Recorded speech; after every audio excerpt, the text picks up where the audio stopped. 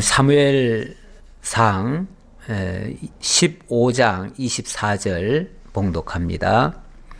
사울이 사무엘에게 이르되 내가 범죄하였나이다. 내가 여호와의 명령과 당신의 말씀을 어긴 것은 내가 백성을 두려워하여 그들의 말을 청종하였음이니이다. 청하노니 지금 내 죄를 사하고 나와 함께 돌아가서 나로 하여금 여호와께 경배하게 하소서 하니, 사무엘이 사울에게 이르되 나는 왕과 함께 돌아가지 아니하리니 이는 왕이 여호와의 말씀을 버렸으므로 여호와께서 왕을 버려 이스라엘 왕이 되지 못하게 하셨습니다 하고, 사무엘이 가려고 돌아설 때에 사울이 그의 겉옷자락을 붙잡음에 찢어진지라. 아멘. 우선 27절까지 봉독해 드렸습니다. 10장부터 15장까지의 내용이 기름 부음 받은 사울의 내용을 소개하고 있습니다. 사울이 정말 하나님 앞에서 낮아졌던 시절, 매우 낮았던 그런 상태에서는 정말 겸손했습니다. 그래서 처음 사무엘을 만났을 때도 겸손했고요. 그 다음 기름 부음을 받고 또 백성들 앞에 세움을 입을 때도 굉장히 겸손했습니다. 그래서 온 백성들이 사울의 왕됨을 기뻐했고 사무엘도 너무나 기뻐했습니다. 모두가 함께 정말 축하하고, 그리고 그 사울을 통해서 나라도 점점 안정이 되어져 갔습니다. 그런데 어느 순간부터 이 사울이 변하기 시작했죠. 사실은 사무엘이 이렇게 될 것을 염려를 해서 처음에 왕을 세울 때 굉장히 당부를 했죠. 신신당부를 했습니다. 왕에게는 왕이 되었다고 해서 마음대로 다스리려고 하지 마십시오. 왕 위에는 하나님이 계시고 진짜 왕은 하나님이십니다. 그러므로 왕께서도 하나님의 명을 따라서, 하나님의 기쁘신 뜻을 따라서 행하셔야 됩니다. 그리고 백성들에게도 여러분들이 이제 왕을 세웠다고 해서 하나님 제껴놓고 왕과만 함께해서는 안 됩니다.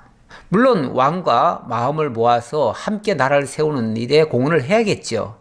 그러나 하나님 제껴놓고 인간 왕을 중심으로 하려고 해서는 오히려 큰 문제가 발생할 수 있습니다. 그러니 여전히 하나님은 왕이십니다. 하나님의 말씀을 들으셔야 됩니다. 하나님의 말씀 안에서 왕과 협력하시기 바랍니다. 이런 식으로 지도를 했는데 얼마 가지 못해서 인간 사울이 스스로 높은 자리에 올라가고 또 왕 노릇을 하려고 했습니다. 그때부터 삐그덕거리기 시작했죠. 빗나가기 시작했죠. 그래서 완전히 하나님 제껴놓고 자기가 그 하나님 자리에 올라서 진짜 왕 노릇을 한 거죠. 왕 노릇이란 말은 지멋대로 했다 그 말이죠. 자기 하고 싶은 대로 했다 그 말이죠. 어떠한 하나님의 종들도, 하나님의 사람들도 자기 마음대로 해서는 안 됩니다. 항상 위에 하나님이 계심을 알고 하나님을 왕으로 삼고 그 하나님의 통치 아래에서 지도를 받고 따라가는 그러한 겸손한 자세, 그런 걸 겸손하다 그럽니다. 겸손하다 그러고, 하나님 제껴놓고 자기 마음대로 하는 거, 그거를 왕노릇이다 그렇게 얘기를 합니다. 그의 신분이 진짜 왕이 아니고 그 외에 다른 신분이라 할지라도 어쨌든 자기 마음대로 하려는 그 시도 자체는 다 왕노릇입니다. 사울은 바로 그런 역할을 했기 때문에 하나님께로부터 버림을 받게 되는 겁니다. 지금 그래서 큰 실수를 했죠. 몇 차례 지금 실수를 했습니다. 그 결정타가 바로 하나님의 원수된 아말렉, 그 아말렉을 하나님께서 특별히 그 아말렉은 나의 원수니까 네가 좀 심판을 해줘야 되겠다 하고서 사울에게 특명을 내린 겁니다. 그래서 그 아말렉에 대해서는 어떠한 자비나 용서를 베풀지 말고 하나님의 그 진노로 심판을 해달라 그렇게 했습니다. 그런데 지난번에 사울이 아말렉을 치고 난 다음에 왕도 살려뒀고요, 살찌고 좋은 것들 이런 것들은 다 남겨놨습니다. 그리고 별로 가치 없고 뭐 그냥 쓸모없는 것들, 그런 것들은 다 제거해버렸죠. 그런 식으로 하는 거, 선별적으로 그 징계하는 일들, 이런 것들은 옳지 못하지요. 하나님의 뜻이면 그게 내 마음에 들든 안 들든 나의 생각을 거기다 넣지 말고 무조건 하나님의 말씀을 순종을 했어야 마땅합니다. 그런데 자기가 판단을 하고 자기가 결정을 하고 자기 마음대로 했다는 것은 자기가 이미 하나님 자리에 올라가 가지고 하나님의 명을 거스렸으니까 결국은 자기가 하나님 노릇하는 거예요. 이걸 하나님께서는 엄중하게 책망을 하시면서 지난번 22절부터 그런 말씀하셨지요. 여호와께서 번제와 다른 제사를 그의 목소리를 청종하는 것을 좋아하신 같이 좋아하시겠나이까? 그러면서 순종이 제사보다 낫고 듣는 것이 순양의 기름보다 낫습니다. 한마디로 말해서 순종이 필요하지, 하나님 말씀 듣는 것이 중요하지. 왜냐하면 사울이 왜 이렇게 남겼냐 하니까 이거 뭐 하나님 앞에 제사 드리려고 이렇게 남겼습니다 라고 변명을 했거든요. 그러니까 하나님이 그 제사를 기뻐하냐 순종을 기뻐하느냐. 순종 없는 제사라면 그것은 마치 뭐와 같은 거 하니 점치는 죄와 같고 완고한 것은 사신 우상에게 절하는 죄와 같다, 이렇게까지 얘기를 했어요. 명백한 이거는 우상 숭배고 하나님 자리에 오른 거고 자기가 왕노릇하는 것이고 결국은 그것은 하나님 앞에 지금 굴복하는 게 아니고 사신 우상, 아주 사악한 신, 바로 사단에게 경배하는 꼴이다 그 말이죠. 모든 악한 일들은요, 뭐 그 스스로가 악한 일을 했다기보다는 사단의 종로로 하는 겁니다. 그래서 완고한 일 하는 거, 거역하는 일 하는 거, 결국은 거슬러 올라가 보면은 사단에게 종로로 타고 있는 거예요. 다 속아서 그러는 거예요. 속아서 그러면은 그래도 다행이죠. 왜냐하면 회개라는 걸 할 수 있으니까요. 내가 속았다는 것만 분명히 알면 아이쿠 이러면 안 되겠구나, 빨리 회개하고 하나님 앞에 바로 서야 되겠구나 하는 그런 생각을 가진다면은 뭐 기회는 얼마든지 있죠. 회개하면 되는 거죠. 그런데 문제는 사울 같은 경우 죄를 잘 인정을 안 하네요. 자기가 잘못했다는 걸 잘 인정을 안 해요. 근데 오늘 본문에는 일단은 인정을 하는 것 같기는 해요. 자, 24절 다시 보겠습니다. 사울이 사무엘에게 이르되 내가 범죄하였나이다. 여기는 보니까 범죄했다라고 자백을 했네요. 그런데 그 다음 말을 들어봅시다. 내가 여호와의 명령과 당신의 말씀을 어긴 것은 내가 백성을 두려워하여 그들의 말을 청종하였음이니이다. 이건 뭐예요? 내가 불순종한 게 아니고, 조금 전에는 내가 명령과 당신의 말씀을 어겼다, 내가 범죄했다라고 말은 했는데 그게 제가 듣기 싫어서 그런 게 아니고요, 제가 어기려고 어긴 게 아니고요, 이 말이잖아요. 그러면서 덧붙여 하는 말이 내가 백성을 두려워하여 그들의 말을 청종하였기 때문에 그렇습니다. 백성들이 두려워서 백성들이 막 이거 남기자고 하는데 내가 그 말을 거스렸다가는 백성들한테 혼날까 봐 백성 무서워가지고 내가 그걸 남겼습니다. 사실입니까? 명백한 거짓말이죠. 백성을 빙자하는 것은 명백한 거짓말입니다. 이거는 차라리 그냥 아무 소리 안 하고 넘어가는 것보다도 더 나쁜 거예요. 아니, 범죄했다고 말을 하면서 그러면 진짜 내가 범죄했다고 말하는 겁니까? 아니면 백성들이 그렇게 시키는 바람에 내가 할 수 없이 백성들 말 듣느라고 그렇게 할 수밖에 없었습니다. 억지 변명 아닙니까? 아니, 오히려 그 죄값을 백성들한테 떠넘기는 거 아닙니까, 지금? 백성들한테 자기의 죄를 떠넘긴다는 거는요, 이거는 그냥 죄 짓고 가만히 있는 것보다도 더 나쁜 거예요. 사실은 백성들이 범죄를 했다고 칩시다. 백성들이 그렇게 요구했다고 칩시다. 그래도 하나님이 백성들을 막 진노하려고 하면 하나님이요, 이거는 전적으로 제 잘못입니다. 제 잘못이니까 백성들은 용서하시고 벌을 하시려면 저를 벌하십시오. 이렇게 말하는 게 맞지요.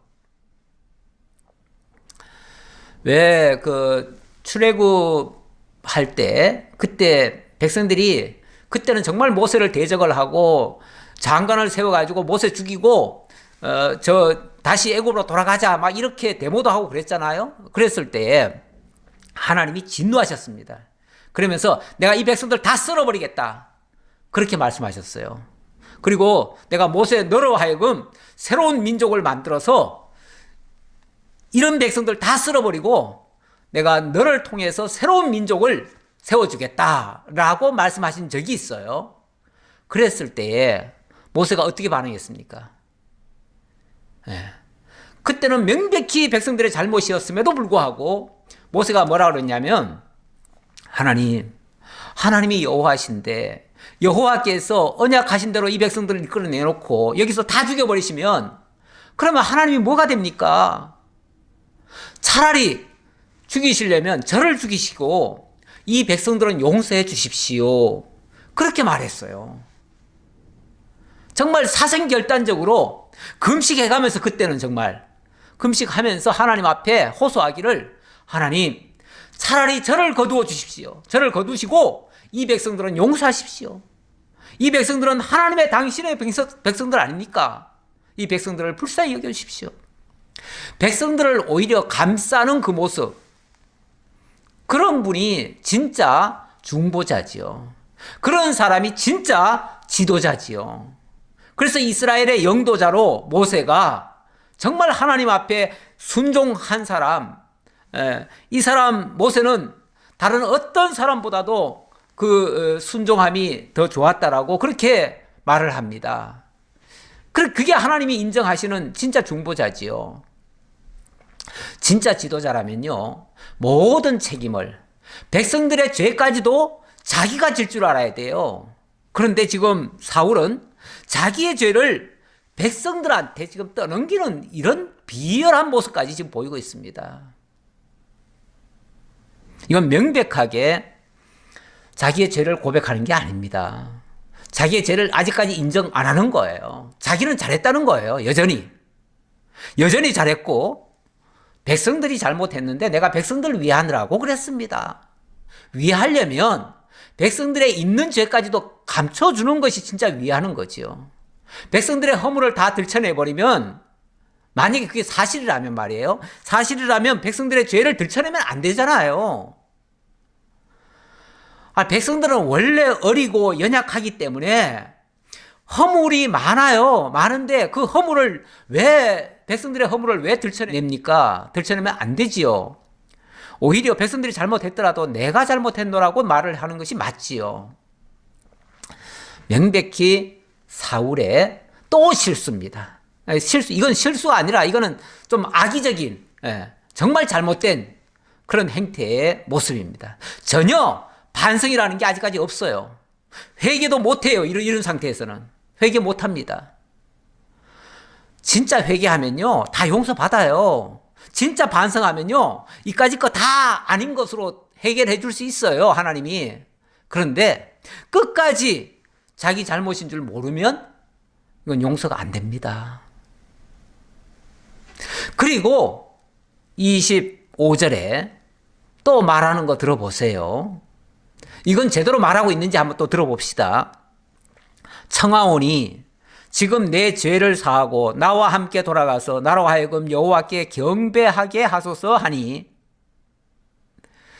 자, 지금 내 죄를 사하시고, 그리고 이제 또 사무엘한테 부탁하기를 지금 저로 하여금 여호와 앞에 가서 하나님 앞에 뭐 하게 해달라고요?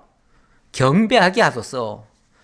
쉽게 말하면 자기가 지금 죄인이 됐는데 그 죄 부분을, 자기의 죄 부분을 싹 없애줘가지고 하나님 앞에 설 수 있도록 해달라, 그 말이잖아요.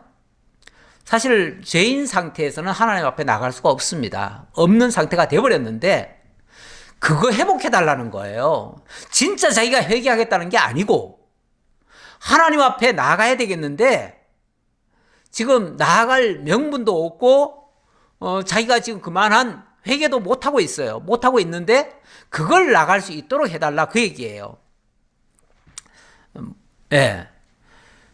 그런데 26절, 사무엘이 사울에게 이르되 나는 왕과 함께 돌아가지 아니하리니 이는 왕이 여호와의 말씀을 버렸으므로 여호와께서 왕을 버려 이스라엘 왕이 되지 못하게 하셨음이다 하고, 이 말을 듣는 사무엘이 사울의 그 마음을 모르겠어요? 알지요. 아니까 이건 진심이 아니다. 진짜 하나님 앞에 용서받고 싶은 마음이 아니라 자기가 왕으로서 그 채통을 지키겠다고 하는 그런 차원. 사실 우리가 하나님 앞에 가서 왕이 뭐 됐습니까? 이 땅에서 왕이면 뭐하고 제사장이면 뭐하고, 또 반대로 저 하층민 정말 거지면 또 어떻습니까? 이 땅에서 어떻게 살았는지가 중요한 게 아니고요. 나중에 하나님 앞에 어떻게 설 것인지가 진짜 중요합니다. 이 땅에 산 거는요, 어찌 보면 다 역할 분담이었을 뿐이에요. 어찌 보면 상황극 할 때에 한 역할씩들 맡아가지고 하잖아요. 어떤 사람은 왕 노릇하고, 어떤 사람은 제사장 노릇하고, 어떤 사람은 또 뭐 백성 노릇하고, 어떤 사람은 정말 뭐 쓰레기 치우는 사람 역할을 했다고 칩시다. 그 연극이 끝나면요, 똑같은 배우예요. 그냥 똑같은 배우. 그냥 역할을 맡아서 그 역할을 했을 뿐이에요. 그러니까 그 연극 속에서는 역할이 다르지만 나중에 그 연극이 다 끝나고 나면요, 똑같아요. 동등해요. 마찬가지로 우리도 이 땅에 살면서는 이 역할 저 역할 다 달리 하지만은 나중에 하나님 부르시면요, 하나님 앞에 설 때는 이 땅에서 뭘 했느냐가 중요한 게 아니에요. 그 역할을 하면서 과연 하나님의 말씀 앞에 순종을 했느냐, 과연 하나님이 하라고 하신 대로 그 역할에 충실했느냐, 그것만 가지고 따질 거예요. 그렇다면 거지 역할도 잘하면 괜찮아요. 물론 왕 역할도 잘하면 좋고요. 어느 역할이든지 잘하면 좋지요. 그러나 자기 역할에 만족하지 못하고 월권을 하고 딴 역할 부러워하고 다른 것만 자꾸 그리고 혹시 잘못된 거 가지고 있으면 남한테만 자꾸 탓을 돌리고 이러면요, 그 연극 다 망친 사람입니다. 그 연극 망친 사람은요, 나중에 그 연극의 총 감독이신 우리 주 하나님 앞에 혼날 수 있어요. 왜 네 역할 제대로 못하고 엉뚱한 짓 했느냐라고. 그럴 수도 있어요. 그러니까 지금 이 땅에서 뭐 체면치레하고 이거는 옳지 않습니다. 그러려고 우리가 이 땅에서 어떤 역할을 맡은 게 아니에요. 뭐 어떤 분이 그런 말을 했지요. 내가 이러려고 이 일을 했나, 자괴감이 든다, 뭐 그런 말을 했는데, 자기 역할만 충실하면 되는데 자기 역할 이상을 넘어서 버리면 그건 분수에 넘는 행동입니다. 그거는 하나님 앞에 죄가 되는 겁니다. 자, 그래서 사무엘이 하나님의 뜻을 그대로 전달합니다. 당신이 이미 하나님의 뜻을 저버렸고, 그리고 회개할 줄도 모르고 회개할 생각조차도 없는데 하나님이 당신을 용서할 수가 없습니다. 그래서 하나님은 당신을 이미 버렸습니다. 버렸으니 나도 더 이상 당신을 데리고 뭐 하나님 앞에 나가거나 이런 일을 하지 않겠습니다. 라고 아예 단호히 선을 해버렸어요. 그랬더니 27절, 사무엘이 가려고 돌았을 때 사울이 그의 겉옷자락을 붙잡으며 찢어진지라. 이건 무슨 또 추태입니까? 이제 더 이상 당신 이제 상대하지 않겠습니다라고 하고, 그리고 가려고 하니까 제발 그냥 가지 말라고 또 옷을 붙잡네요. 옷을 붙잡으니까 그 옷이 좀 허술했는지 그 옷이 찢어져 버렸대요. 그렇죠. 낡은 옷 같은 거는 이렇게 잡으면은 확 당기면은 찢어지죠. 예. 물론 뭐 이거는 단순히 옷이 찢어진 모습이긴 하지만 그만큼 사무엘이 사울을 이제 더 이상 품을 수가 없었다. 그리고 하나님은 그를 완전히 버리셨다라고 하는 상징적인 표현이에요. 이것도. 그러면서 하는 말이, 사무엘이 그에게 이르되 여호와께서 오늘 이스라엘 나라를 왕에게서 떼어 왕보다 나은 왕의 이웃에게 주셨나이다. 선을 해버립니다. 예, 오늘부로 당신은 하나님께로부터 버림받았습니다. 버림받은 왕입니다. 물론 뭐 이렇게 했다고 해서 바로 왕자리에서 물론 스스로 하해를 하면 좋지요. 이미 하나님이 버리셨다니까. 그러면은 하나님께서 나를 버리셨으니 나는 더 이상 이 왕의 직무를 오늘부로 안 하겠노라. 그리고 아마 대국민 사임 발표를 한다면 뭐 그건 나쁘지 않아요. 그건 필요할 수 있어요. 하지만 지금 이 자세는 그렇게 하겠다는 겁니까? 만약에 진짜 회개를 한다면요, 그런 생각 가지고 있는 게 맞지요. 그런데 지금 사무엘의 옷자락을 지금 붙잡고 옷이 찢어질 정도로 매달렸다는 거는 제발 내 체면 좀 살려주세요. 지금 이런 식의 차원입니다. 그 뒤에도 그런 모습이 나옵니다. 그런 모습이 나와요. 그래서 제가 그렇게 표현하는 거예요. 뭐 억지로 제가 추정해서 말하는 게 아니고요. 자, 그러면서 왜 왕을 이제 폐위하고 다른 사람에게 이 왕위를 물려주냐 하면 29절에 그렇게 얘기를 합니다. 이스라엘의 지존자는 거짓이나 변개함이 없으시니 그는 사람이 아니시므로 결코 변개하지 않으심이니이다 하니. 이 말씀도 참 유명한 말씀이고 많이 인용되는 말씀인데요. 이스라엘의 지존자 곧 하나님이시죠. 지극히 존귀하신 분 바로 하나님이시죠. 그 하나님은 거짓이나 변개함이 없으시다 그럽니다. 거짓이나, 그러니까 뭐 사람들은요 참 겉으로 좋게 말은 하지만 속에는 독을 품고 얘기하는 경우도 있어요. 다시 말하면 앞뒤가 다를 수가 있어요. 그래서 사람의 말은 솔직히 다 곧이곧대로 들을 수가 없어요. 그래서 물론 우리가 신뢰하는 관계에서는 서로 인정을 하고 존중을 하고 정말 믿어주고 그래야 되겠지만 벌써 그 신뢰관계가 깨어지고 나면요 더 이상 사실은 그 진실성에서 의심이 들 수가 있어요. 그런데 우리 하나님은 그러신 분이 아니죠. 우리 하나님은 뭐 앞에서는 좋게 말씀해 주시고 뒤에 가서는 뭐 또 달리 행하시고 그러시는 분이 아니죠. 우리 하나님은 거짓이 없어요. 뿐만 아니라 변개함도 없어요. 이리저리 바꾸시는 것도 없어요. 그런데 왜 지난번에는 하나님이 내가 사울 왕 세운 것을 후회하신다 이렇게 하셨을까? 제가 지난번에도 사실은 말씀을 드렸어요. 그거는 그 순간만큼은 마치 뜻을 바꾸는 것 같지만 우리 하나님의 계획과 그 섭리 과정에는요, 여기서 여기까지가 진짜 하나님의 계획이에요. 계획인데, 중간에 왕을 세우고, 패하고, 그리고 다시 또 어떤 역사를 하시잖아요. 심판하시잖아요. 예, 요거는, 이렇게 순간순간이 보면은 달라요. 여기서 다르고, 여기서 다르고, 여기가 달라요. 다른데, 종합적으로 보면요. 이 과정인 거예요, 과정. 그러니까 과정이 틀리다고 해가지고 결과가 틀린 게 아니에요.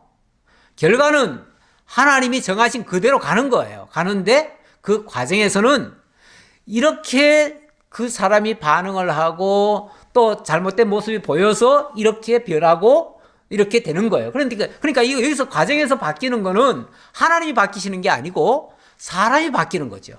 사람이 바뀌고 그 사람의 바뀜에 따라서 반응이 달라 보이는데 결과적으로는 그것조차도 하나님의 계획 속에 있던 거다. 그래서 하나님의 뜻은 일정하다. 그래서 하나님의 역사를 볼 때는요, 순간순간 보면 안 돼요. 어떤 사건 하나 가지고 하나님의 뜻을 전부 다 설명하면 안 돼요. 하나님의 뜻은 그건 그의 일생 전체를 통해서 봐야 돼요.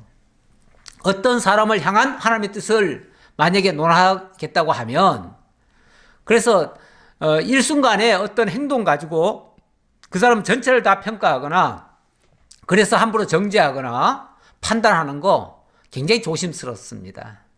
그래서 우리는요, 그래서 사람의 어떤 행동을 보고 함부로 판단하지 말라는 거예요. 왜? 하나님이 어떻게 지금 바꾸어서 결과적으로 어떻게 하실는지는 솔직히 모르잖아요. 그 결과까지 모르면서 괜히 중간에 있었던 일을 가지고 자꾸만 이러쿵저러쿵 얘기하면 그 사람을 판단하는 꼴이 되잖아요. 아니, 하나님도 그렇게 쉽게 판단하지 못하도록 하시는데 우리 마음대로 판단하면 되겠어요? 안 되죠, 당연히. 그래서 우리는 하나님의 뜻을 존중하고 하나님의 인도 따라 예, 아니요, 아니요만 해야지 그 이상 넘어가는 말은 우리가 함부로 해서는 안 되는 거예요. 어쨌든 우리 하나님은 결코 거짓이나 변개함이 없어요. 왜냐하면 그분은 사람이 아니시므로 결코 변개하지 않으심이니이다 하니, 그분은 사람이 아니에요. 다시 말하면 이랬다 저랬다 하는 분이 아니에요. 그분은 하나님이시고 어제나 오늘이나 영원토록 동일하신 분이시고, 그래서 그분은 쉽게 뭘 이렇게 저렇게 바꾸실 분이 아니에요. 우리의 행동 여하에 따라서 반응하시는 분이 아니고 오히려 하나님의 의도대로 우리들의 행동을 낳게 하시고 또 심판도 하시고 이렇게 하시는 거예요. 그러니까 우리는 함부로 하나님의 역사를 논단해서는 안 돼요. 자, 그랬더니 30절 사울이 이르되 내가 범죄하였을지라도 이제 청하옵나니 내 백성의 장로들 앞과 이스라엘 앞에서 나를 높이사 나와 함께 돌아가서 내가 당신의 하나님 여호와께 경배하게 하소서 하더라. 자, 앞에서 제가 잘못했습니다. 하지만 저를 용서하시고 하나님 앞에 경배할 수 있도록 해주세요 그랬잖아요. 그런데 거기에 대한 진심이 여기 또 나왔습니다. 뭐라고 나왔습니까? 내가 범죄했을지라도 제발 이렇게 좀 해주세요 그 말이잖아요.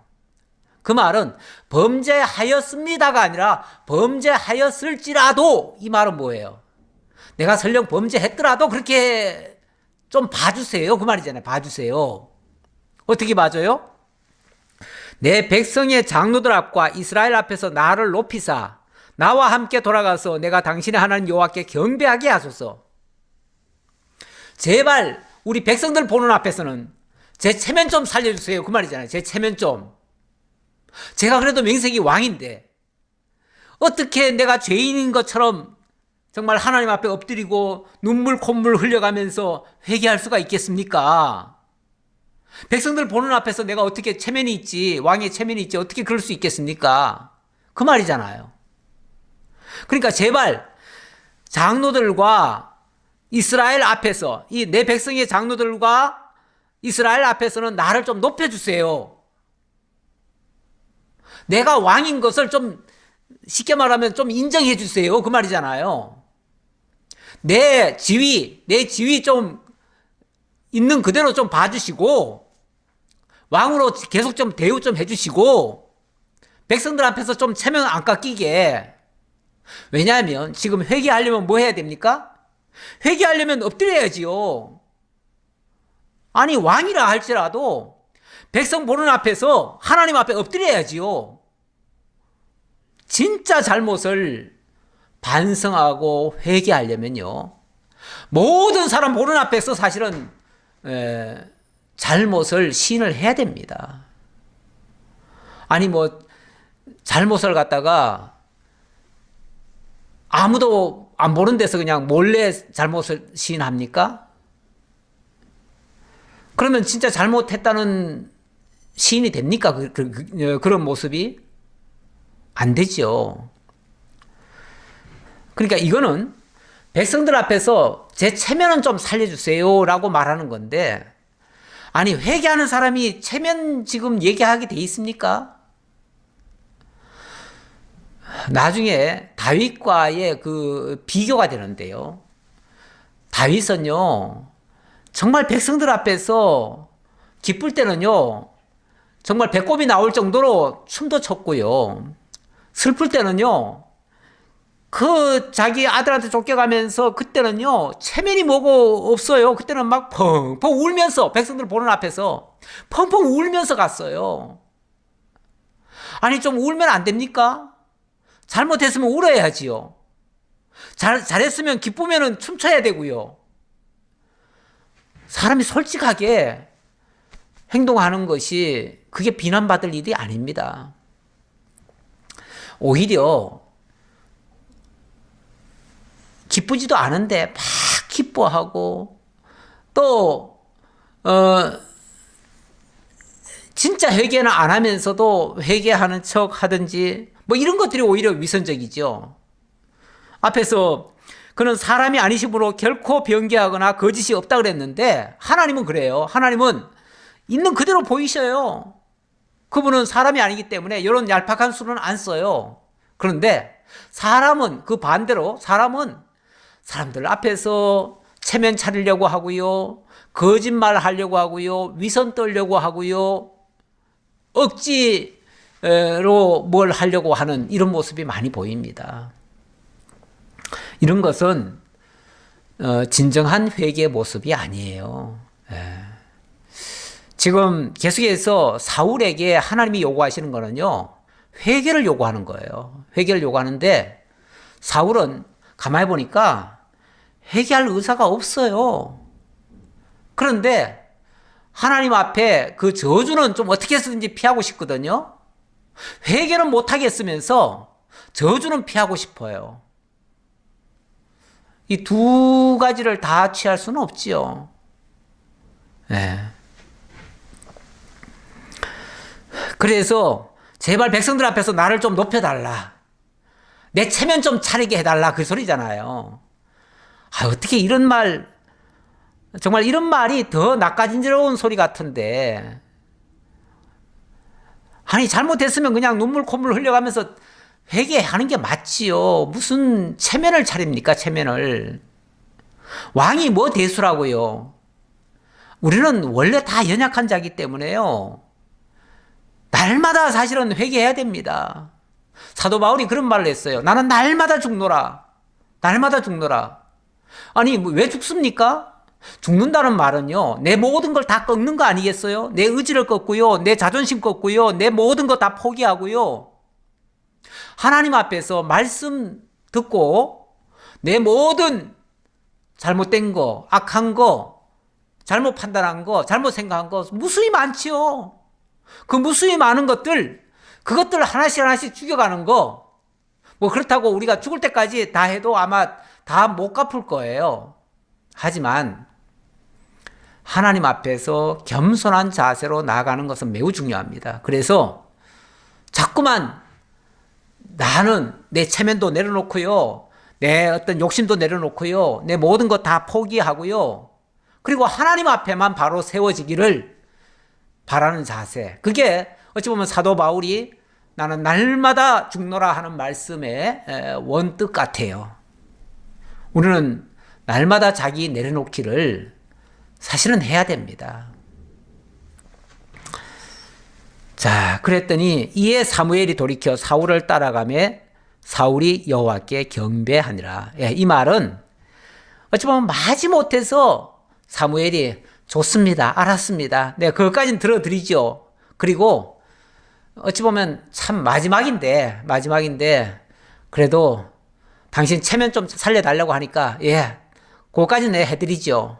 그리고 아마 백성들 앞에서 마치 아무 일 없듯이 그 사울을 데리고 가서 하나님 앞에 제사를 드렸어요. 백성들이 봤을 때는 뭐 사울이 문제 없는 것처럼 보일 수도 있지요. 그러나 문제 없는 게 아니죠. 그거는 그냥 사무엘이 그냥 인간적 차원에서 봐준 거지 하나님 앞에서 용서받았다는 의미는 아니에요. 만약에 하나님 앞에서 용서받았다면은 더 이상 이 문제에 대해서는 언급하지 말아야 되고 사울도 폐위될 일이 없지요. 없는데 결과적으로는 하나님은 사울을 이미 버리셨고 사울은 이제 곧 폐위될 겁니다. 32절 사무엘이 이르되 너희는 아말렉 사람의 왕 아각을 내게로 이끌어 오라 하였더니 아각이 즐거이 오며 이르되 진실로 사망의 괴로움이 지났도다 하니라. 자, 그리고 나서 사울이 원래는 해야 될 일인데 그 아각 왕을 제거를 했어야 되잖아요. 그게 하나님의 심판을 집행을 했어야지요. 왕이 원래 역할이 하나님의 심판의 도구이기도 해요. 왕은. 그러니까 당연히 사울이 그 일을 했어야 되는데 그 일을 방기를 했어요. 그 일을 안 했다 그 말이에요. 그러니까 사무엘이 그 일을 하게 됩니다. 그래서 사무엘이 사울 대신 그 아말렉을 심판하기 위해서 아각 왕을 불러오라고 그랬습니다. 그랬더니 아각 왕은 착각을 하고 야, 사울은 나를 잡아넣었는데 사무엘은 나를 풀어주는구나. 아, 정말 고맙다. 이렇게 생각하고 아주 즐거운 마음으로 기쁜 마음으로 아마 속으로 콧노래 부르면서 왔을 거예요. 그래서 진실로 사망의 괴로움이 지났도다. 이제 곧 죽을까봐 벌벌벌 떨고 있었는데 이제 그 죽음에서는 모면이 됐구나 하고 이제 안심을 했다 그 말이죠. 이게 착각이 있죠, 착각. 악인이 악을 저질러 놓고 나는 괜찮을 거야 라고 생각하는 거는 큰 착각이죠. 네. 사무엘이 이르되 너의 칼이 여인들에게 자식이 없게 한 것 같이 여인 중 너의 어미에게도 자식이 없으리라 하고 그가 길갈에서 여호와 앞에서 아각을 치고 쪼개니라. 예, 사무엘의 준엄한 심판 선고입니다. 뭐 재판에 가면은 그 재판할 때에 마지막 선고문이 있죠. 왜 이 벌을 내리냐 하면 이러이러해서 벌을 내린다. 고로 당신은 사형 이런 식으로 이제 선을 하지요. 하는데 너는 왜 죽어야 되느냐 하면 바로 이거지요. 너의 칼이 여인들에게 자식이 없게 했다. 그동안 이 아말렉 왕, 이 아각 왕이 특히 이스라엘을 상대로 해서 해코지를 많이 했어요.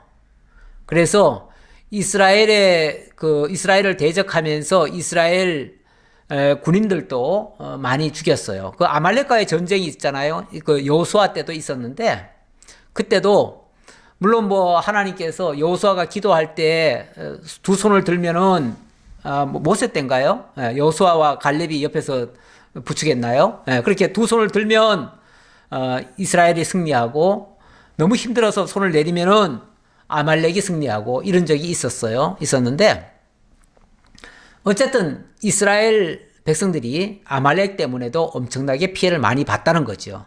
그 중에는 그 전쟁에 나갔다가 많은 사람이 죽었을 거 아니에요? 그러면 그 죽은 사람의 어머니는 자식을 낳았는데 그 자식을 잃은 거죠. 그래서 그 어미에게 자녀가 없어진 거죠. 그래서 네 칼이 여인들에게 자식이 없게 했었다 그 말을 하는 거예요. 예. 자식은 낳았었지만 그 전쟁통에 죽었다 그 말이죠. 예. 그걸 그렇게 지금 표현한 거예요. 그런 것처럼 너의 어미도 자식이 없게 될 것이다 라고 말을 하는 거죠. 그러니까 당연히 네가 죽음으로써 너의 어미에게는 이제 너 같은 자식이 없는 거죠. 이제 죽어버렸으니까. 예, 그렇게 되게 하겠다. 이게 이제 심판이다 그 말이죠. 그러면서 길갈에서 여호와 앞에서 아각을 찍어 쪼개니라.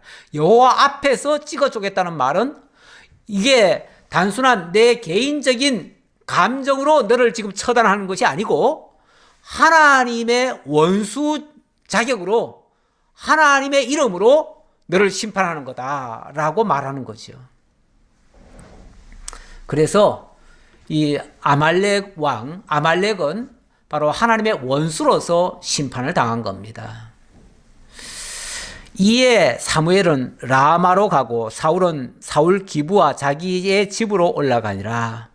사무엘이 죽는 날까지 사울을 다시는 가서 보지 아니하였으니 이는 그가 사울을 위하여 슬퍼함이었고 여호와께서는 사울을 이스라엘 왕 삼으신 것을 후회하셨더라. 자, 이렇게 심판의 역사를 끝내고 사무엘은 라마 자기 집으로 돌아갔답니다. 그리고 사울도 자기 집으로 돌아갔답니다. 이제 그들은 결별이 된 겁니다. 그날 이후로는 사무엘이 다시는 사울을 찾지 않았습니다. 사울을 안 만났습니다. 인간적으로도 만나고 싶지 않았습니다.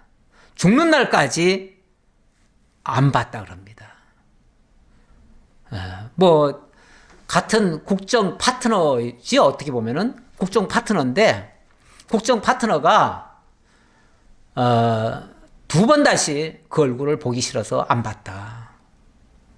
그런데 그 이유는 그냥 단순히 개인 감정으로 안 봤다가 아니라 그가 사울을 위하여 슬퍼함이었고 슬퍼했다. 너무너무 인간적으로는 사실은 불쌍하지요. 한편으로 생각하면 불쌍하지요. 왜요?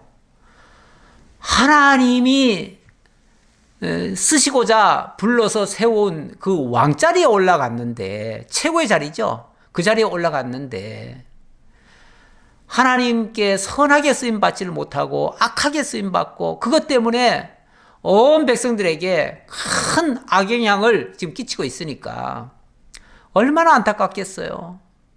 예. 그래서 그 일 때문에 어쩌면 그 뒤로 사무엘은 기쁨이 다 사라졌을 거예요. 예. 그것만 생각하면 우울하지요. 슬프지요. 그래서 그 사무엘을 생각할 적마다 슬퍼서 어쩌면 늘 우는 듯한 그런 삶을 남은 여생을 아마 살았을 거예요. 많은 사람들이 젊어서는 고생하지만 노년에는 좀 기쁘게 즐겁게 이렇게 살길 원합니다. 죽을 때까지 걱정 근심 잔뜩 안고 슬퍼하며 괴로워하며 이렇게 살기를 원하는 사람 한 사람도 없습니다. 근데 사무엘은 이 사울 때문에 정말 죽는 날까지 두 번 다시 그 얼굴 보지도 않으려 했고 또 슬퍼서 정말 늘 기도할 적마다 어쩌면 울부짖으면서 하나님 앞에 기도했을 것 같아요. 하나님, 그 사울을 위해서라기보다는 하나님, 그 사울이 정신 차리지 않으면 이 백성은 계속해서 공고할 테니까 이 백성을 불쌍히 여겨주십시오. 그리고 사울도 빨리 회개하게 해주세요. 아마 이렇게 기도했을지 모르겠어요. 그런데 그 사울은 이미 하나님께서 이스라엘 왕으로 삼으신 것을 후회하셨다. 후회하셨다는 말은 지난번에도 말씀드렸듯이 하나님 마음이 이렇다 저렇다 바뀌었다는 게 아니고 하나님이 세우신 그 자체를 철회시켰다 그 얘기예요. 세운 그 왕의 직임을 쉽게 말하면 거두어버린 거, 그걸 후회했다라고 표현한 거예요. 인간적 표현이 후회지 실제 그게 뭐 하나님이 마음을 바꾸거나 뜻을 돌이키거나 이게 아니에요. 그게 아니고 그냥 하나님이 직분을 줬다가 뺏은 거예요. 줬다가 뺏을 수는 있어요. 우리도 무슨 일을 어떤 사람에게 일을 맡겼는데 그 사람이 그 일을 제대로 안 해요. 그럼 어떻게 해요? 계속 맡길 수는 없잖아요. 그러면 일이 안 되니까요. 그러면 그 일을 하지 못하도록 해야지요. 거두어야지요. 그러면 내가 이랬다 저랬다 하는 겁니까? 만약에 내가 어떤 일을 시켰는데 어떤 공사업자를 불렀어요. 그런데 뭐 일을 시켰어요. 근데 일이 진짜 마음에 안 들어요. 그리고는 자기 마음대로 하려고 해요. 그러면 제가 어떻게 해야 됩니까? 하지 말으라고 그래야죠. 내가 당신에게 이 공사 준 거는 취소입니다. 더 안 하겠습니다. 당신과는 더 일 안 하겠습니다. 이 일 그만두십시오. 하고 철회해야지요. 철회했으면 내가 이랬다 저랬다 하는 겁니까? 아니죠. 그 사람이 자기 마음대로 하니까 내가 그 사람을 향한 신뢰를 끊어버린 거죠. 그래서 그 일을 취소한 거지 내 마음이 바뀐 거 아니에요. 나는 그 일을 할 거예요. 계속.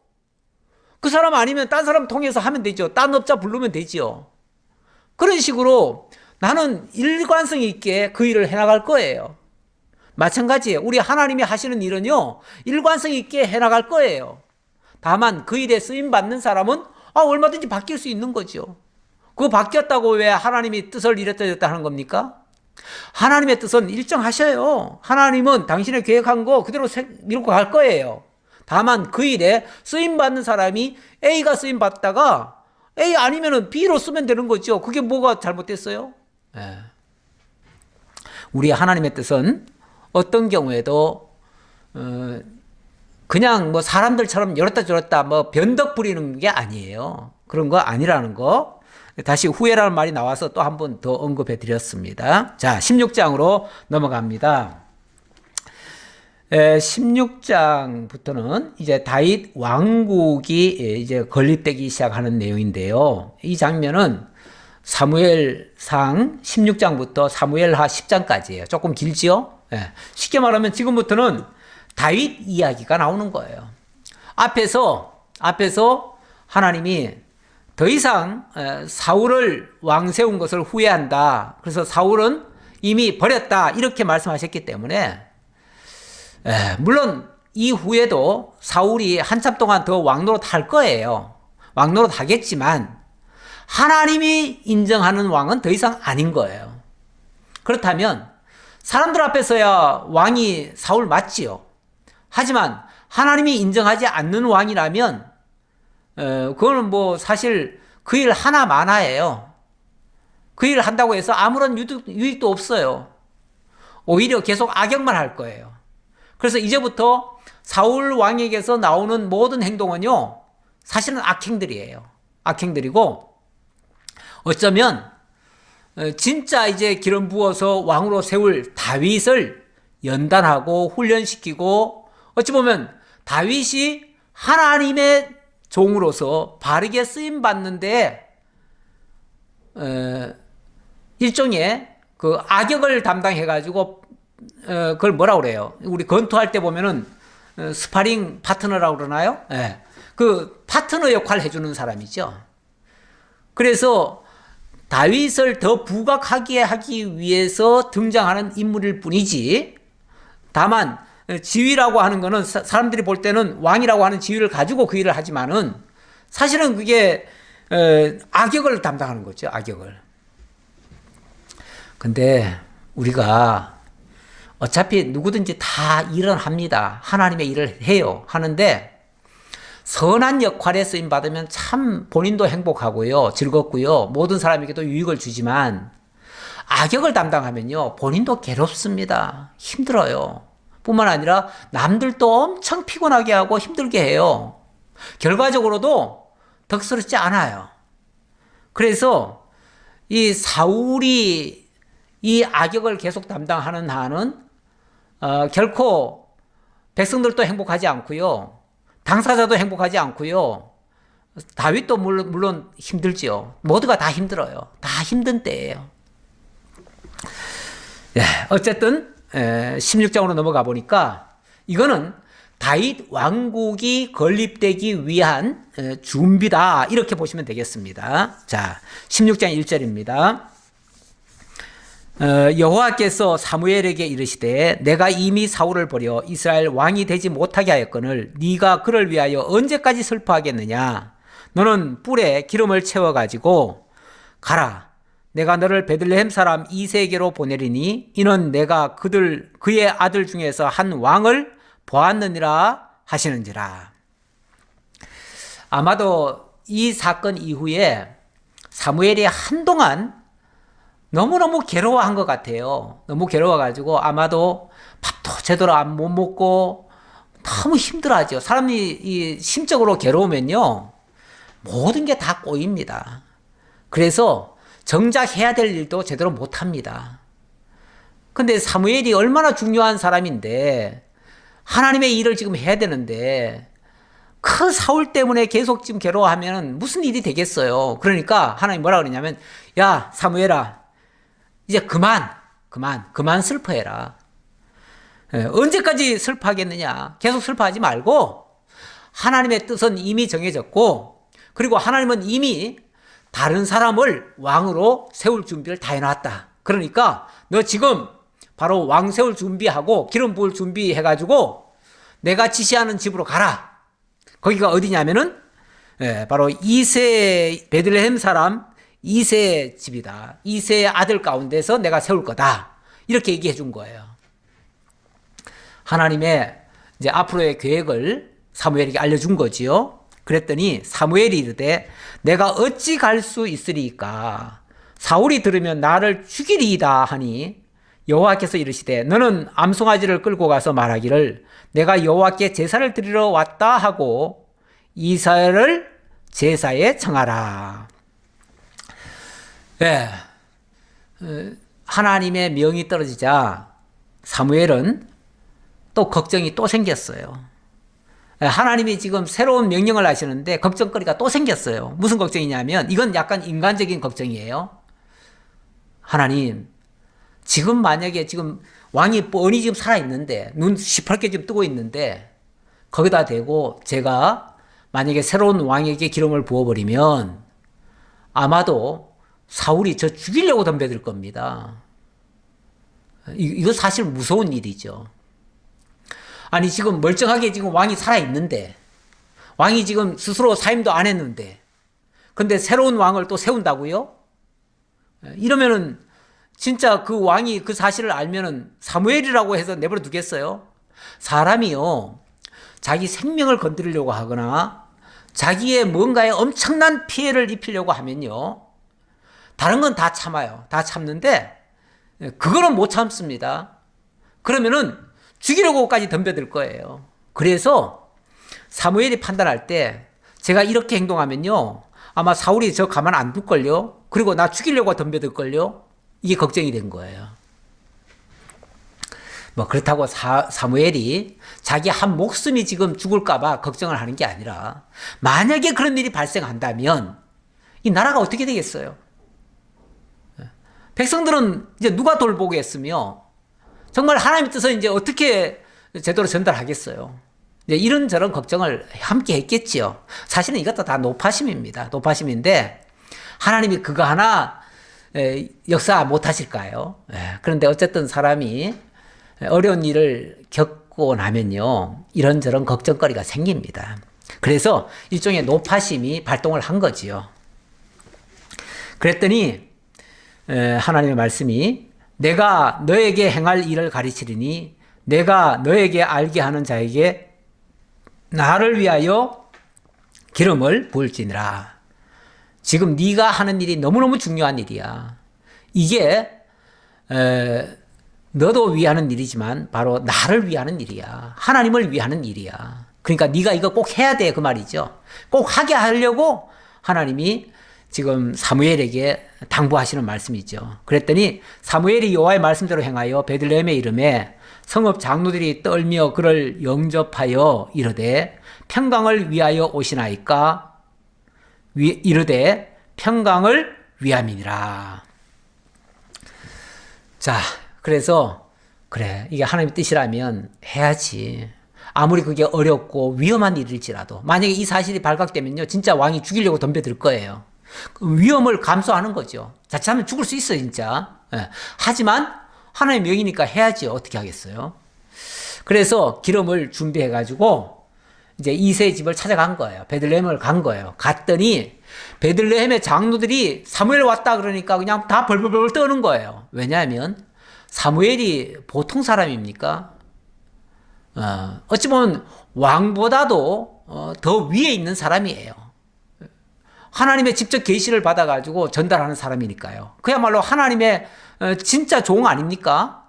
그러니 그 하나님의 종이 직접 자기들 곁에 왔다는 것은 너무너무 두려운 일이죠. 물론 좋은 뜻에서 왔을 수도 있지만 혹이라도 정말 하나님의 준엄한 말씀을 선포하려고 왔다면은 자기네들은 이제 죽어가는 거예요. 그래서 벌벌 떨면서 그를 영접했다고 합니다. 그러면서 쉽게 말하면 좋은 일로 오셨습니까? 아니면 저희들 책망하러 오셨습니까? 이게 두려운 거죠. 두려워서 평강을 위하여 오시나이까? 라고 물었어요. 그랬더니 일단은 안심을 시켜야 될 거 아니에요? 그래서 이르되 평강을 위함이니라. 이번 일은 좋은 뜻에서 왔으니까 걱정할 필요 없다. 그 얘기죠. 그러면서 내가 여호와께 제사하러 왔으니 스스로 성결하게 하고 와서 나와 함께 제사하자 하고 이새와 그의 아들들을 성결하게 하고 제사에 청하니라. 뭐 장로들이야 당연히 제사에 자동으로 참가하겠죠. 그래서 참가할 때 먼저 성결케 하고 참가해라. 그리고 특별히 초대 손님을 또 맞이합니다. 그 초대 손님이 누구냐면 바로 이새의 가문이에요. 그래서 이새와 이새의 그 아들들, 그들도 다 성결하게 하고 다 참여하게 해라. 이번 제사에 다 참여하게 해라 그러죠. 무슨 일일까? 아마도 장로들은 굉장히 궁금했을 거예요. 그리고 이 일이 보통 일이 아니라는 건 직감은 해요. 하는데 그렇다고 함부로 뭐 왕까지 생각은 아무도 못하겠죠. 왜냐하면 엄연히 지금 왕이 있으니까. 그러나 하나님의 어떤 큰 역사가 있을 것이라고는 약간의 짐작은 하겠지요. 그런데 이상하다. 왜 이새 가문을 왜 부를까? 어쨌든 궁금하지만 그것까지는 사무엘도 말 못해요. 그들도 거기까지는 사실은 못 물어봐요.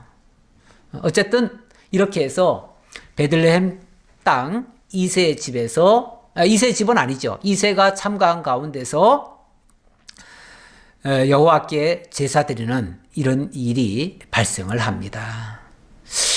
이 일을 통해서 이제 앞으로 사태가 어떻게 전개될는지 사뭇 궁금해집니다. 다음 주에 이어서 또 말씀드리기로 하고 오늘 말씀은 여기까지 마치겠습니다. 아버지 하나님 감사합니다. 우리 하나님 하시는 일 언제 봐도 빈틈이 없습니다. 실수도 없습니다. 이랬다 저랬다 변개하심도 없습니다. 하나님의 뜻은 늘 일정하시고 그 과정에서 인간들이 이랬다 저랬다 하기에 때로는 하나님이 책망도 하시고 진노도 하시고 또 세웠다가 또 패하기도 하시니까 어쩌면 사람들이 또 착각도 합니다. 하나님이 이랬다 저랬다 하시는 분인가? 사실은 하나님이 이랬다 저랬다 하시는 것이 아니고 사람들이 그만큼 처음 마음을 지키지 못하고 중간에 하나님께 불순종하고 악행을 저질렀기 때문에 나타나는 현상이 오니 모든 잘못에 대해서 우리 연약한 인간들이 자신을 돌아보고 반성하고 회개하고 돌이켜서 하나님 앞에 바로 세워질 수 있는, 그래서 하나님 앞에 다시금 잘못된 게 있다면 다시금 회복할 수 있도록 하나님 역사해 주옵소서. 오늘도 베풀어 주실 은혜 감사드렸고 예수님 이름으로 기도하옵나이다. 아멘.